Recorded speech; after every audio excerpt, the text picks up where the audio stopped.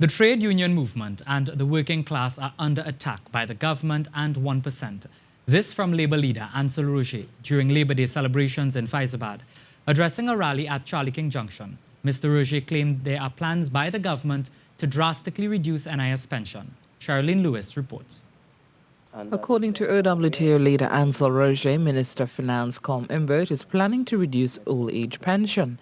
This, he said, will severely cut the amount pensioners receive, even as he referenced the proposed increase in pensions for judges and parliamentarians. Reduce it to a minimum pension by reducing 6% for each year. So when he increased it to the age 65, for each year from 60 to 65, he will be decreasing it by 6%. So that means that person receiving NIS pension will have their NIS pensions cut every year from 60 to 65. The union leader said this is evidence that the government isn't concerned about the working class. The only class of people who are targeted by this government's austerity measures are ordinary people and the working class.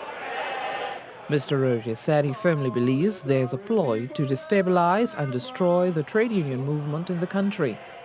The government and the 1% have joined forces to launch an unprecedented and vicious attack on the trade union movement just for talking the truth. This country is being fed lies and propaganda by the government about the economy. On the topic of the state of the country, the trade union leader said the air and sea bridges have collapsed, the agriculture sector is suffering, the health sector is failing, and there's mass retrenchment. Cherrylene Lewis, TTT News. Well, the rain did not stop members of the trade union movement from participating in the 46th anniversary of Labour Day celebrations in this country. As Marie Hull tells us, the day began with the traditional wreath-laying ceremonies in Fyzabad. This is where President General of the Oilfields Workers Trade Union, Ancel Roget, said changes have to be made to take the country forward. Butler and they may be turning in their graves now if they hear what has happened to Trinidad and Tobago. It is certainly not the type of Trinidad and Tobago that they would have envisaged. OWTU head Ancel Roget at the gravesite of Tubal Uriah Buzz Butler at Apex Cemetery, Fyzabad. He said Labor Day commemorates the hard work done by trade unionists of the past and present. To those who would have given their lives in struggle for all of the benefits that we enjoy today. Those benefits which unfortunately most of us take for granted, and more unfortunately most of us or some of us are very ungrateful, and therefore we are paying homage because we recognize what contribution Butler and they would have made. The activities continued to the site along the Sudden Main Road, where Labray Charles, a man who was mistaken for Mr. Butler during the riots, was shot and killed. Oh, we will keep on struggling until we get a better day. Oh, we will keep on struggling until we get a better day. Oh, we will keep on struggling until... The wreath-laying ceremony was followed by the walk to Avocat Junction, where the Labor Day March began. Marie Hull, TTT News.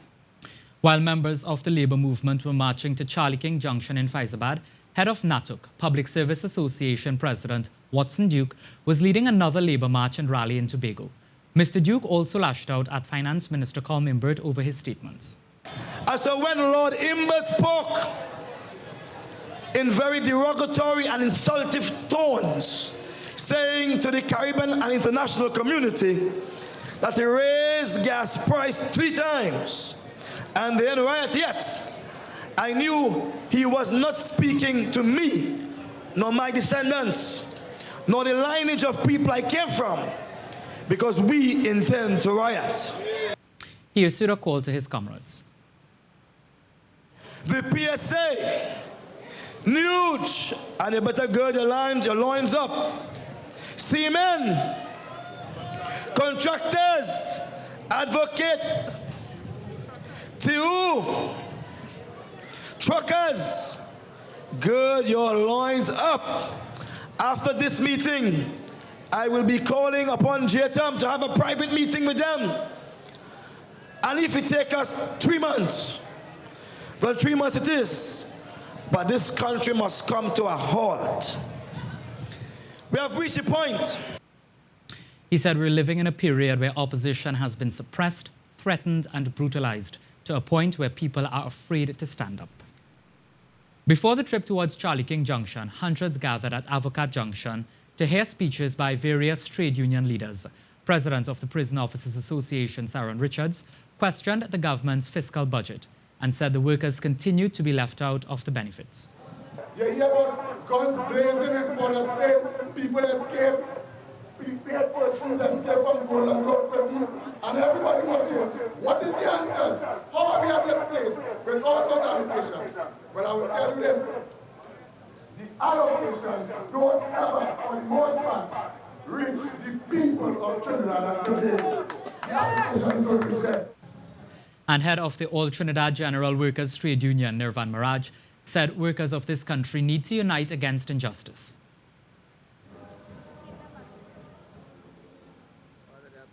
Never before has it become so imperative as a labor movement that we unite to send a message to the government and the opposition that they have to stop playing games in Parliament and stop playing games with the lives of the working class, because enough is enough.